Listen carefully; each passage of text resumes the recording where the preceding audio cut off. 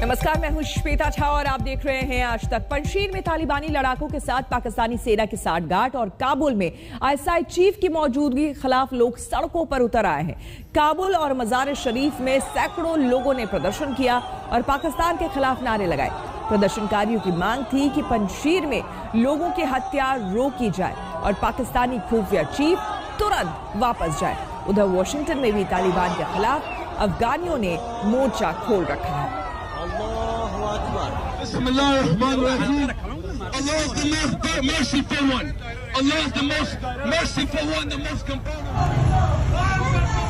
ये काबुल की तस्वीरें दिखा रहे हैं। देखिए काबुल की सड़कों पर किस तरह से लोग बाहर निकले हुए हैं और लगातार प्रदर्शन कर रहे हैं। उनका कहना है कि पंजशीर में जो हो रहा है उसे फौरन बंद किया जाए। लोगों की जो हत्याएं हो रही हैं उसे फौरन रोका जाए, बंद किया जाए। और साथ ही साथ पाकिस्तानी सेना की साठगांठ पर भी सवाल उठाया है तालिबान और पाकिस्तान की सेना पर। वह उसकी बमबारी को लेकर भी पंजशीर में जिस तरह से बमबारी हुई उसको लेकर भी यहाँ पर विरोध प्रदर्शन देखने को मिला। साथ ही वाशिंगटन की सड़कों पर देखिए किस तरह से जो अफगानी हैं वो यहाँ पर पहुंचे हुए हैं और लगातार वो भी प्रदर्शन कर रहे हैं। जिस तरह से तालिबान के साथ पाकिस्तान मिलकर पंजशीर पर कब्जा करने की कोशिश कर रहा है उसे लेकर यह प्रदर्शन किया जा रहा है। आईएसआई चीफ की मौजूदगी को लेकर भी, क्योंकि काबुल में आईएसआई चीफ पहुंचे हुए थे और इसी को लेकर भी यहां पर प्रदर्शन किया जा रहा है। उनका कहना है कि तुरंत वो यहां से वापस जाए। लोग सड़कों पर निकल आए और लगातार देखिए किस तरह से यहां पर विरोध प्रदर्शन कर रहे हैं। मजार शरीफ में सैकड़ों लोगों ने यह प्रदर्शन किया है और पाकिस्तान के खिलाफ जमकर नारे लगाए हैं। इनकी खास तौर पर मांग है कि पंजशीर में लोगों की हत्या तुरंत रोकी जाए और खुफिया चीफ तुरंत यहां से वापस जाए। जो काबुल की सड़कों की तस्वीरें दिखा रहे हैं, देखिए देर रात किस तरह से यहां पर जो अफगानी है वो निकले और यहां पर लगातार प्रदर्शन कर रहे थे। जिस तरह से पाकिस्तान और तालिबान दोनों मिलकर पंजशीर में आतंक मचाए हुए हैं, उस आतंक को रोकने की मांग और साथ ही साथ आईएसआई चीफ के काबुल दौरे को लेकर भी यहां पर सवाल उठाए गए हैं। तीसरी तस्वीर आपको हम वाशिंगटन की सड़कों की दिखा रहे हैं, जहां पर लगातार वहां भी प्रदर्शन किया जा रहा है और अपनी आवाज बुलंद करने की यहां कोशिश की जा रही है और ये कहा जा रहा है कि जो कुछ भी इस वक्त अफगानिस्तान में हो रहा है वो सरासर गलत है। पंजशीर में जिस तरह से लोगों की हत्याएं की जा रही है वो गलत है। साथ ही साथ आईएसआई तालिबान की मिलीभगत, पाकिस्तान की मिलीभगत, उसकी सरपरस्ती को लेकर भी यहां पर विरोध प्रदर्शन हुआ।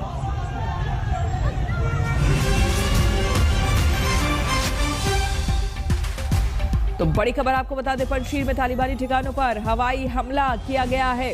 जो बड़ी खबर सामने आ रही है, अज्ञात जंगी जहाजों ने यह हमला किया है। इस वक्त की बड़ी खबर सामने आ रही है कि पंजशीर में तालिबानी ठिकानों पर हवाई हमला किया गया है।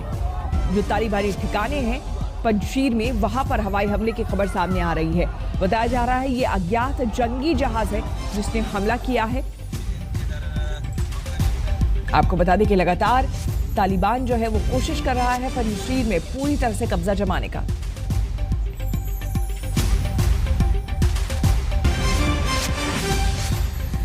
पंजशीर की चक्रव्यूह में तालिबान ने जो बढ़त हासिल की उसके पीछे इमरान और पाकिस्तान का प्लान अफगान है। पाकिस्तान इस जमीन को अपने आतंकी प्लान का टेस्ट सेंटर बनाना चाहता है और इस कोशिश में तालिबान के लिए मदद की हर मुमकिन कोशिश कर रहा है।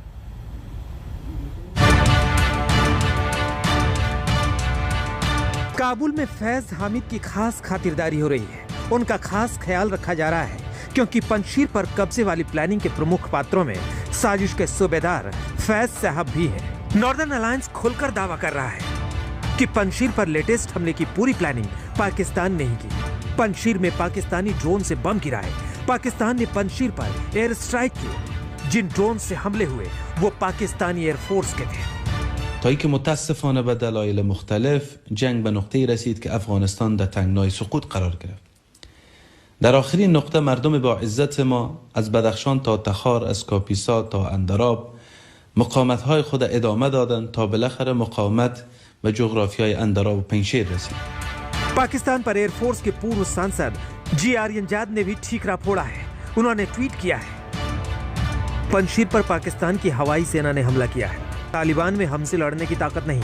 पाकिस्तानी सेना आईएसआई उसकी मदद कर रही है। कल रात पंजशीर पर हुए हमले की ईरान कड़ी निंदा करता है। पंजशीर पर पाकिस्तानी एयरफोर्स की स्ट्राइक का मतलब है तालिबान और पाकिस्तान ने खुल्लम खुल्ला मोहब्बत करने की ठान ली है। पाकिस्तान ने अफगानिस्तान में खुलकर खेलने की तैयारी कर ली है। साफ साफ समझ में आ रहा है कि तालिबान के हाथों में सत्ता आने पर पाकिस्तान ने क्यों तालियां पीटी थी, क्यों वहां के हुक्मरानों का तालिबान से भाईचारा ज्वार भाटे की तरफ फूटने लगा था।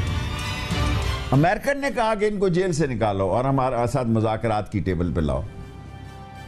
मुल्ला बरादरान जेल में थे और ये जितने नौजवान यहाँ मुहाजिरों में पढ़ते रहे, कई बड़ी माजरत के साथ, मैं अब वजीर दाखिला हूँ, रेलवे में होता तो शायद और ज़्यादा बातें कर सकता था। मेरी रिस्पॉन्सिबिलिटी है। कई ये तालिबान लीडर जो टॉप हैं वो पैदा पाकिस्तान में हुए, पढ़े पाकिस्तान में। इसमें तो पाकिस्तान की खिदमात हैं कि इनको हमने तालीम दी और अब भी कई पढ़ रहे। पाकिस्तान मरा जा रहा है क्योंकि उसे अफगानिस्तान में भारत वाली पोजीशन चाहिए। तालिबान की वापसी से उसका रास्ता साफ हो गया है। तालिबान को भी गले लगाने वाले चंद भाईजान की जरूरत है। गिनती के ही मुल्क हैं जो तालिबान से रिश्ते में सहज होंगे। तालिबान को सरकार की ताजपोशी वाले फंक्शन के लिए सिर्फ 6 मेहमान मिले: तुर्की, चीन, रूस, कतर, ईरान और पाकिस्तान। लेकिन जिस ईरान को अपने जश्न में बुलाकर तालिबान दोस्ती गांठना चाहता है, उसी ईरान ने उसे दुत्कार दिया है। ईरानी विदेश मंत्रालय के एक प्रवक्ता ने ट्वीट कर कहा है, कल रात हुए पंजशीर पर हुए हमले की ईरान कड़ी निंदा करता है। अफगान नेताओं की शहादत पर हमें गहरा दुख है। हमले के पीछे विदेशी दखल और पाकिस्तान के सहयोग की जांच होनी चाहिए। यह बात सही है कि तालिबान अब अफगानिस्तान में हुकूमत चला रहा है और उसकी मदद के लिए पाकिस्तान भी कोई कसर नहीं छोड़ रहा। नॉर्दर्न अलायंस के नेता अमरुल्लाह ने एक आर्टिकल में लिखा है, तालिबान को पाकिस्तान की कुख्यात खुफिया एजेंसी ISI चला रही है। तालिबानी प्रवक्ता को पाकिस्तानी दूतावास से हर घंटे निर्देश मिल रहे हैं। ISI के निर्देश पर पंजशीर में अलकायदा के आतंकी भी शामिल हो चुके हैं। पंजशीर में कई पाकिस्तानी रेंजर्स को भी रेजिस्टेंस फ्रंट ने निशाना बनाया है। सालेह के इस दावे में दम दिखाई देता है क्योंकि शनिवार को ही ISI चीफ काबुल में तालिबान के साथ चाय पर चर्चा करते हुए देखे गए थे और तालिबान को दिलासा देते हुए भी कि चिंता न करें, सब ठीक हो जाएगा। You'll be meeting senior people in the Taliban? No, I'm not clear. He may be able to arrange. What do you hope will come out of this? What do you hope is going to happen now in Afghanistan? What is your best I have hope? just landed and We are working for peace and stability in Afghanistan. Don't worry. खबरें आ रही हैं कि बरादर और Haqqani network में सत्ता की बंदरबांट सुलझाने ही ISI chief Kabul पहुंचा है। इस बात की पुष्टि हो चुकी है कि अब्दुल गनी बरादर कुछ दिन पहले पाकिस्तान होकर आया है। हक्कानी नेटवर्क के तो वारे न्यारे हो रहे हैं। पहली बार अनस हक्कानी को कैमरे पर देखा जा रहा है। उसने बगराम की उस जेल का दौरा किया जहां ब्रिटेन से गिरफ्तारी के बाद उसे 4 सालों तक रखा गया। अब उसी सेल के बाहर हक्कानी का फोटो शूट हो रहा है क्योंकि तालिबान नियंत्रित अफगानिस्तान में ऐसे ही लोग भगवान बनने वाले हैं। आज तक ब्यूरो। तालिबान ने अफगानिस्तान में महिलाओं के लिए नए फरमान जारी कर दिए हैं और एक तस्वीर इसी फरमान की पहली तस्वीर है जिसमें एक क्लास के अंदर लड़के लड़कियां पढ़ रहे हैं और उनके बीच में पर्दा लगाया गया है ताकि वो एक दूसरे को ना देखें।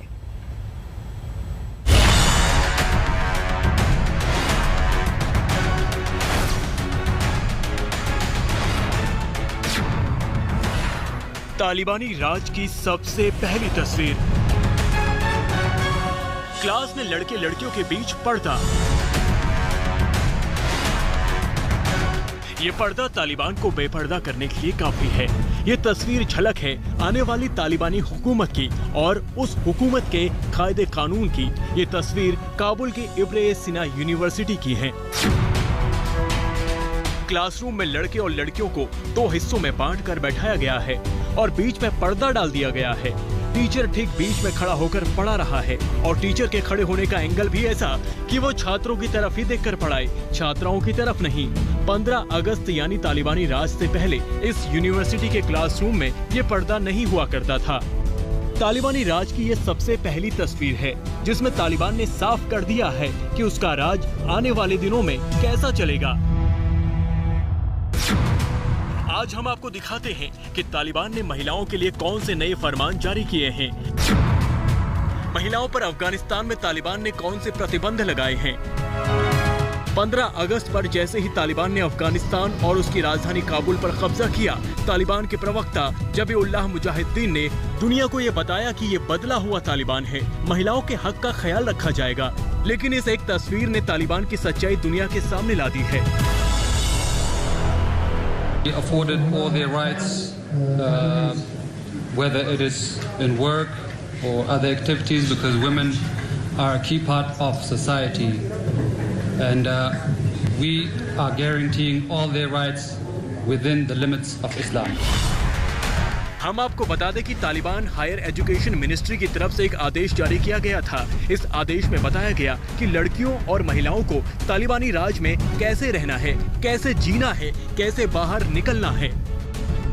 तालिबानी फरमान में कहा गया है कि महिला छात्रों को सिर्फ एक महिला टीचर ही पढ़ाएगी। अगर ऐसा संभव नहीं है तो किसी साफ चरित्र वाले बुजुर्ग टीचर को ही छात्राओं को पढ़ाने की अनुमति दी जाएगी। प्राइवेट यूनिवर्सिटी में जाने वाली महिलाओं को पारंपरिक कपड़े और नकाब पहनना जरूरी होगा, जो उसके ज्यादातर चेहरे को ढक सके। लड़के और लड़कियों की क्लास को अलग अलग चलाने या उसके बीच में पर्दा लगाने का भी फरमान जारी किया गया।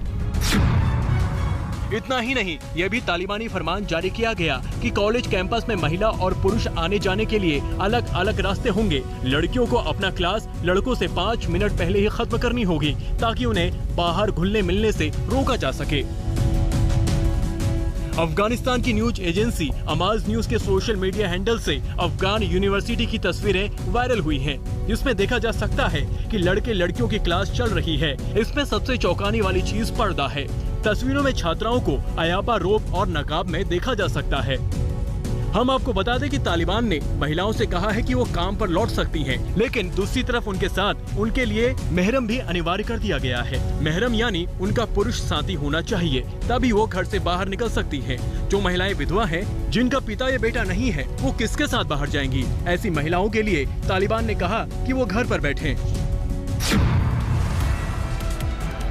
तालिबान ने महिलाओं पर बंदिशें लगाई तो काबुल में महिलाओं ने तालिबान के खिलाफ विद्रोह छेड़ दिया। तालिबान जितने फरमान सुना रहा है, महिलाएं सड़कों पर निकलकर उतना ही विरोध कर रही हैं। आप तस्वीरों में देख सकते हैं कि कैसे तालिबानी नेता महिलाओं को समझा रहे हैं, लेकिन महिलाएं अपने हक के लिए आवाज उठा रही हैं। इन महिलाओं के दिमाग से तालिबान का खौफ निकल चुका है। तालिबानी लड़ाकों के सामने भी ये महिलाएं नारेबाजी कर रही हैं। तस्वीरें काबुल की हैं। और अब बात टीम इंडिया की ऐतिहासिक जीत की। जी हां, ओवल में टीम इंडिया ने कल इतिहास रच दिया। 50 साल बाद ओवल के मैदान में भारतीय टीम को टेस्ट मैच में जीत मिली है। भारत ने इंग्लैंड को चौथे टेस्ट में 157 रन से हरा दिया है। इस जीत के साथ ही मैचों की सीरीज में भारत 2-1 से आगे हो गया है।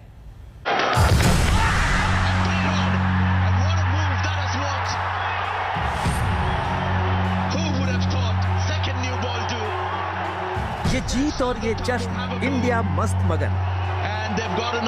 कल्पना जैसी खूबसूरत है ये जीत, मुरादें पूरी करने वाली है ये जीत। मैच के पहले दिन जब भारत 191 पर ऑल आउट हो गया था, शायद ही किसी ने सोचा होगा कि पलटवार होगा और ऐसा जोरदार होगा। मैच के आखिरी दिन भी सब कुछ आसान नहीं था, लेकिन ये टीम शायद आसान काम करने में यकीन भी नहीं रखती। 5 मैचों की सीरीज में 2-1 से आगे भारत। अब सीरीज हार नहीं सकता भारत। इंग्लैंड के सिर चढ़कर बोल रहा है भारत की महारत। इंग्लैंड ने 77 रनों पर 0 विकेट से अपनी पारी आगे बढ़ाई। पूरे 45 मिनट की मशक्कत के बाद पहली कामयाबी हाथ आई।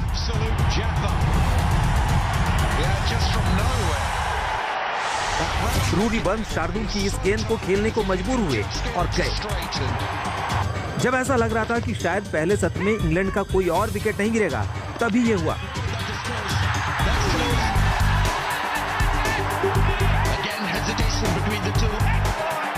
हमीद ने गड़बड़ी की, खामियाजा डेविड मलान भुगते। खैर, इंग्लैंड के रुख से साफ था कि वो मैच जीतने के लिए नहीं, बचाने के लिए खेल रहे हैं। लंच के बाद जडेजा ने हमीद के डिफेंस को तार-तार कर दिया। 141 के स्कोर पर गिरा ये इंग्लैंड का तीसरा विकेट था। चौथे विकेट के लिए इंतजार ज्यादा नहीं करना पड़ा। इंग्लैंड के 146 के स्कोर पर बुमराह ने ओली पॉप को बोल्ड मारा। यहां से मैच बचाने के लिए इंग्लैंड को मेहनत भी करनी थी और किस्मत भी चाहिए थी, लेकिन वो कर ना सका। पहली पारी में 99 की लीड लेकर भी हारा इंग्लैंड। टीम इंडिया ने ऐसे बजाया इंग्लैंड का बैंड। इस जीत के एक नहीं कई नायक हैं। सबसे बड़े नायक हैं रोहित शर्मा। जब सब कुछ भारत के खिलाफ था, वो टीम के संकट मोचक बने और वाकई संकट हरण कर गए। आराम और इत्मीनान से खेलते हुए रोहित ने शानदार सेंचुरी लगाई। विदेशी जमीन पर टेस्ट में रोहित के बल्ले से निकला ये पहला शतक रहा। पुजारा के पराक्रम की भी दाद देनी होगी। कहां तो टीम में उनकी जगह पर सवाल थे, कहां वो इंग्लैंड के लिए बवाल बन गए। और शार्दुल ठाकुर के तो कहने ही क्या, दोनों पारियों में उन्होंने ताबड़तोड़ बल्लेबाजी की। पहली पारी में 57 तो दूसरी पारी में 60 रन बनाए।